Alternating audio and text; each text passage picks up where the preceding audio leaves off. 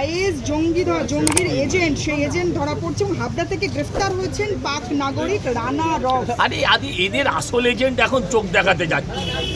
এদের আসল এজেন্ট যে সে তো চোখ দেখাতে যাচ্ছে বা চলে গেছে, কোনটা হয়েছে আমি জানি না। হ্যাঁ, এরা সব মানে এরা এজেন্ট, এরা সাব এজেন্ট। আসল যে মেন এজেন্ট সে এজেন্ট এখন চোখের নিয়ে নাটক করছে, 20 বস্তা নিয়ে গেছে। আমি বলছি এই পুলিশই ছিল 3 মাস আগেও, এই পুলিশই ছিল 4 মাস আগেও। কোনো দিন পশ্চিমবঙ্গের ইতিহাসে গত 15 বছরে 15 বার দেখাতে পারেননি যে অন্য রাজ্যের পুলিশ না এলে পরে এই ধরনের জঙ্গি ধরা পড়ে, বা যদিও ধরা পড়তো তাহলে ইনপুট থাকতো অন্য রাজ্যের। এই রাজ্যের পুলিশ এই রাজ্যের তদন্ত করে এই রাজ্য থেকে গ্রেপ্তার করছে। তার মানে বুঝতে পেরেছেন ভাইপোর কেন জ্বালা হয়। হ্যাঁ, থাকবেই তো। 11 সাল থেকে এসছে একজন পিসি, ওদের খালা এসছে সরকারে, আরো 12 সাল থেকে থাকবে না, তো মহা মুশকিল। সবই তো হবে ওখানে, ইজাজ হবে ওখানে, খান হবে ওখানে, হাকিম হবে, এরাই তো হবে, আর কারা হবে। আপনি দীর্ঘদিন কলকাতা পুরসভার কাউন্সিলরের পদ সামলাচ্ছেন এবং সাধারণ মানুষের সমস্যাও সামলাচ্ছেন। ডিলিমিটেশনের ফলে যে পুরসভা মানুষের সুবিধা হবে, মানুষের সুবিধা হবে।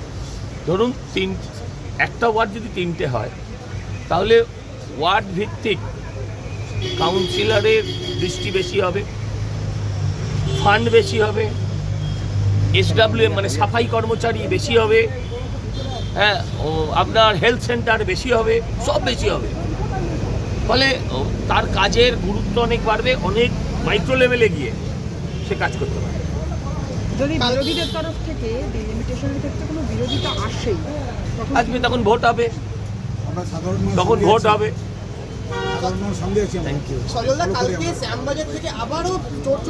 ধন্যবাদ।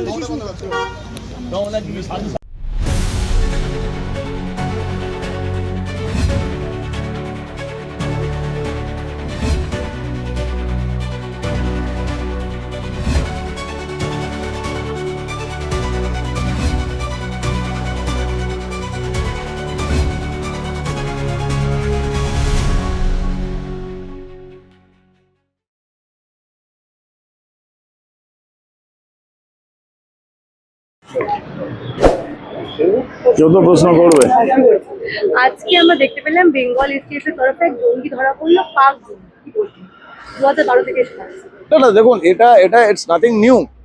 কারণ আমরা তো বলেছি যে সংবিধানের শপথ নিয়ে যে প্রাক্তন বিতাড়িতা মুখ্যমন্ত্রী ছিলেন মমতা ব্যানার্জি, ওনার লালন পালনে বা তৃণমূল সরকারের সরাসরি প্রত্যক্ষ মদতে যেরকম ভাবে জিহাদিদের চাষবাস হয়েছে, পশ্চিমবঙ্গ ওদের জন্য একটা সেফ হেভেন ছিল, স্বর্গদ্বার। তো সেটা তো হবে না। এখন তো বাংলার মুখ্যমন্ত্রীর নাম মাননীয় শুভেন্দু অধিকারী। এখানে এখন দেশদ্রোহী সরকার নয়, রাষ্ট্রবাদী সরকার। এবং এই যে পুলিশ, এই যে STF যারা আগে ধরতে পারতো না বা করতে পারতো না, কারণ তাদের অর্ডার দেওয়া হতো না। সর্বোচ্চ প্রশাসনের সর্বোচ্চ জায়গা থেকে তাদের বলা হতো গোসলো বা অ্যাকশন নিও না। এখন তো অবস্থা পরিবর্তন হয়েছে। আপনি দেখবেন এখন STF এর সাপোর্ট আর STF এর কি সাফল্য হয় বা পুলিশ, একজনও জিহাদি বাঁচবে না পশ্চিমবঙ্গের মাটিতে। আমরা যেটা আরেকটা বড় concern with the over the ground workers যেটা বলা হয়, কারণ এরাই কিন্তু লজিস্টিক সাপোর্টটা দেয়। এই আপনি হামিমকে যে বাড়িতে বন্দোবস্ত করে দিয়েছে, তো হামিমকে তো ধরা হলো, হামিমকে নিয়ে কথা হচ্ছে। আম কনসার্ন ওই যে হামিমকে বাড়িটা থাকার ব্যবস্থা করে, কারণ হামিম আজ আসবে কাল যাবে পরশু যাবে, এরকম অনেক হামিম আসবে, কিন্তু যারা ওভার দ্য গ্রাউন্ড ওয়ার্কার্স, যারা এই লজিস্টিক সাপোর্ট দেয়, তাদের লোকে জানছে না। তারা চুপচাপ কাজ করে যাবে, নাম বদলে যাবে, যেই আসবে তাকে সাপোর্ট দেবে, শেল্টার দেবে, সব দেবে। টেরোরিস্ট যে লোকটির কথা বলছেন, সে কি করবে? খুব বেশি হলে ফিগার দাবাবে বা বমে IEDs এর রিমোট দাবাবে। কিন্তু যে পুরো তার জার্নিটা এখানে এসে তাকে সেটেল করা, তাকে ইনফরমেশন দেওয়া, লজিস্টিক সাপোর্ট দেওয়া, এগুলো ওভার দ্য গ্রাউন্ড ওয়ার্কার করে। এবং আমরা দেখেছি কাশ্মীরে এই যে সাকসেস পাচ্ছে, বিশেষ করে আপনার পেহেলগাম, সেখানে কিন্তু আর্মি এবং ইন্টেলিজেন্স বুঝেছে যে ওভার দ্য গ্রাউন্ড ওয়ার্কার্সদের শেষ না করতে পারলে এই সন্ত্রাসবাদ চলবে। আপনারা দেখেছেন পেহেলগামের পর ওই 3-4 জন মুসা এবং তার টিম, তাদের কাছে কিচ্ছু ছিল না, না নেটওয়ার্ক, না মোবাইল, না খাবার, না রেশন, থাকার জায়গায় তাহলে 2.5 মাস 3 মাস ইন্ডিয়ান আর্মিকে ধোকা দিয়ে কি করে থাকলো?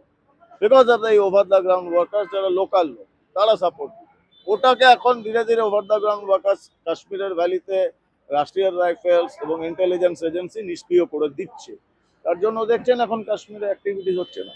তো এগুলো আমরা পশ্চিমবঙ্গ শুরু করেছি, এই ওভার দ্য গ্রাউন্ড ওয়ার্কার্সদের আমরা নির্মূল করব, তাহলেই দেখবেন টেরোরিস্টরা এখানে আসা বন্ধ করবে। এই যে স্বাধীনতা দিবসের আগে নাশকতার ছকানো দেখে পাকিস্তানের যোগ পাওয়া যাচ্ছে, এটা কি চিন্তার বিষয়? না, এটা ইটস রুটিন, এটা চিন্তার বিষয় নয়। ও যেমন বর্ষা আসলে বা যেমন সিজন চেঞ্জের সময় একটু বাংলার লোকজনের শরীর টরীর খারাপ হয়, তো আমরা বলি না যে সিজন চেঞ্জের সময়। এরকম যখনই আপনি দেখবেন কোনো এরকম 15ই আগস্ট, 26 জানুয়ারি, হোলি, দিওয়ালি, ক্রিসমাস, এই বিগ ডেসগুলো সবসময় সারা পৃথিবীতে টেরোরিস্টদের ফেভারিট ডেস।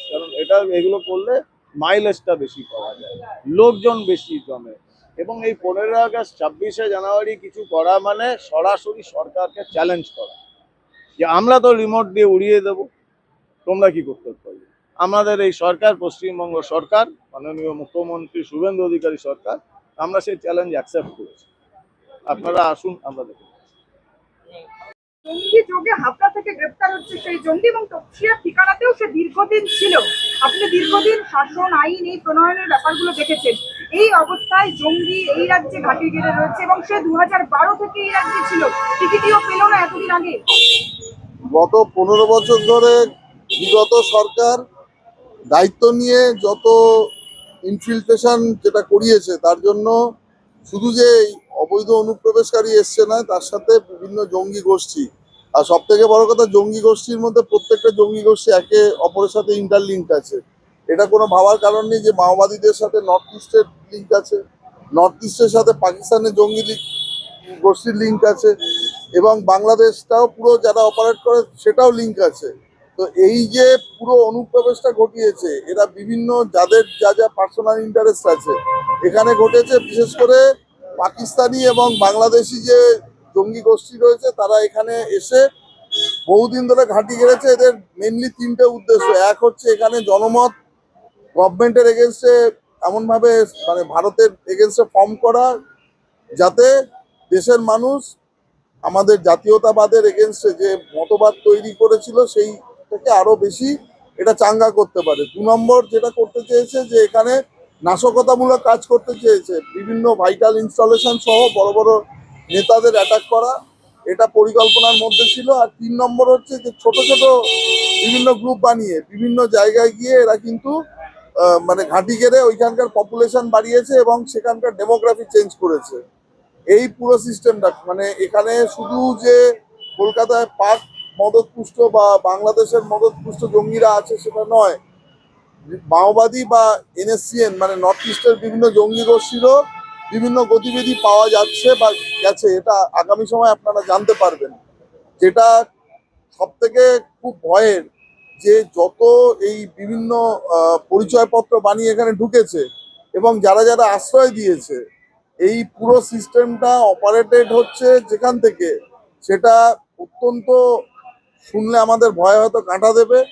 এই পুরো ইকোসিস্টেমটার পিছনে বিদেশি শক্তির মদত যে আছে, ডিপ স্টেটের থিওরি, সেটা আগেও বলেছি। সঙ্গে এখানকার যারা বিরোধী দলের অনেক নেতা বা অনেকেই যুক্ত রয়েছেন, যারা পুরো এই সিস্টেমটাকে কিন্তু তাদের আশ্রয় দেওয়া থেকে আরম্ভ করে বিভিন্নভাবে এতদিন ধরে লোক ঢোকানোর থেকে প্রত্যক্ষ বা পরোক্ষভাবে যুক্ত। সেটা বিভিন্ন সময় তৃণমূলের বিভিন্ন নেতারা অনেকেই এটা বলেছেন যে কিভাবে এখানে মানে অনুপ্রবেশকারীদের ঢোকাতে হবে। এই পাকিস্তানি বা বাংলাদেশ অনুপ্রবেশকারী এরা এত সংখ্যা এখানে মানে বিস্তার করেছে, যখন বর্ডার ফেন্সিং পুরোপুরি না কমপ্লিট হলে যে কম্বিং অপারেশন হয়, যে চিরুনি তল্লাশি হয়, এটা করা সম্ভব। অবশ্যই স্বাধীনতা দিবসের আগে নাশকতার ছক আছে, দেশ জুড়ে এটা করে থাকে। বিশেষ করে এবারে যে সব থেকে সফট টার্গেট রয়েছে, এতদিন যেটা ছিল না, এটা এবার মানে পশ্চিমবাংলা যোগ হয়েছে। দিল্লি সহ, আসাম সহ Paschimbangla is one of the major target for this time. Thank you, sir. Thank you. রাজ্য থেকে চেঞ্জ হয়েছে, টেররিস্টরা ধরা পড়ছে। আগের সরকার যেটা চলতো, টেররিস্টদের সাপোর্টে চলতো, কেন্দ্র সরকার থেকে বারবার রিপোর্ট এসলো যে খারিজি মাদ্রাসার আড়ালে সন্ত্রাসবাদী কার্যকলাপ চলছে। এই সন্ত্রাসবাদী কার্যকলাপগুলো মানে বাড়াচ্ছিল তৃণমূল কংগ্রেস। পশ্চিমবঙ্গে সরকার পরিবর্তন হয়েছে, জাতীয়তাবাদী সরকার এসছে, যেই সরকার দেশের সার্বভৌমত্ব দেশের সিকিউরিটির উপর ডিপেন্ড করে, সিকিউরিটি বাড়ানোর চেষ্টা করে।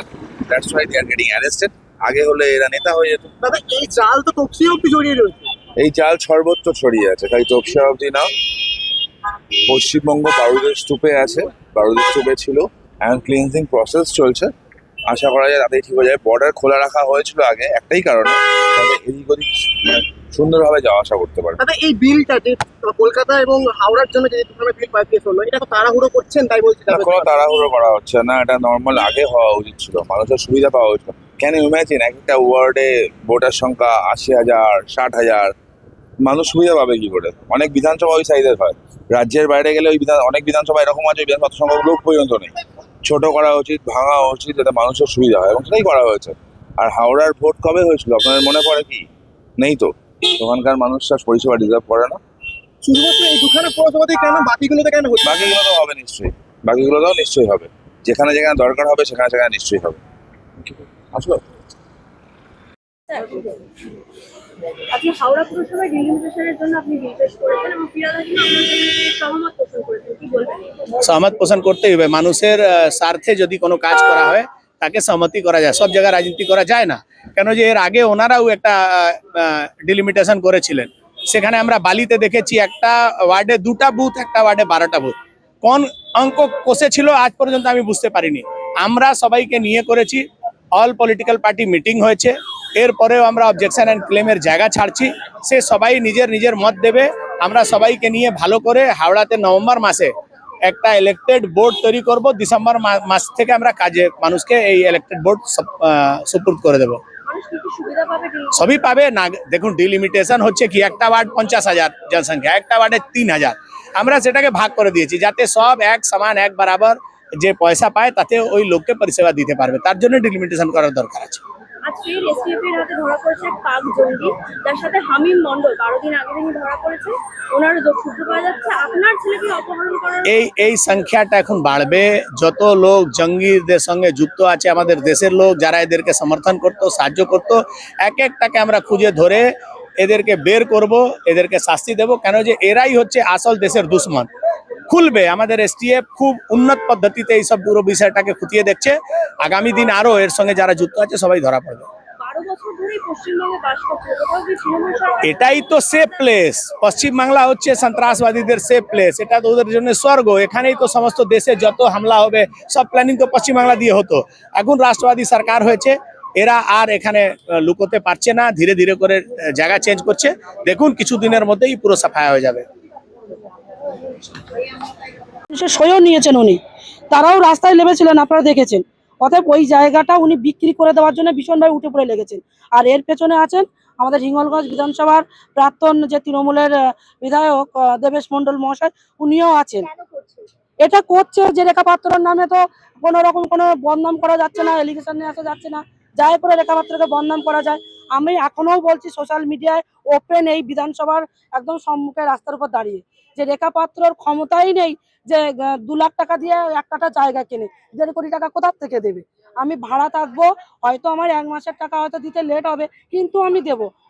আমার ভেতরে কোনো ইগো, কোনো গেদা গোমর কিছুই হয়নি, অহংকার কিছুই হয়নি। আমি যেমন ছিলাম তেমনই আছি। যারা ভাবছে রেখা পাত্রের ভেতরে অহংকার তৈরি হয়েছে, তাদের মনেই অহংকার হয়েছে। আমার ভিতরে কখনো অহংকার ছিল না,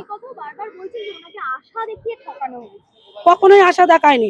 উনি আমাকে প্রপোজাল দিয়েছিলেন, আর এই প্রপোজাল আমি রাখবো কি করে? আমার আছে 1 কাঠা জমি, আমি তো শ্বশুর মশাই 1 কামরা ঘর দিয়েছিলেন, সেখানেই থাকতাম। তাহলে আমি কোথা থেকে 2 কোটি টাকা জোগাড় করবো?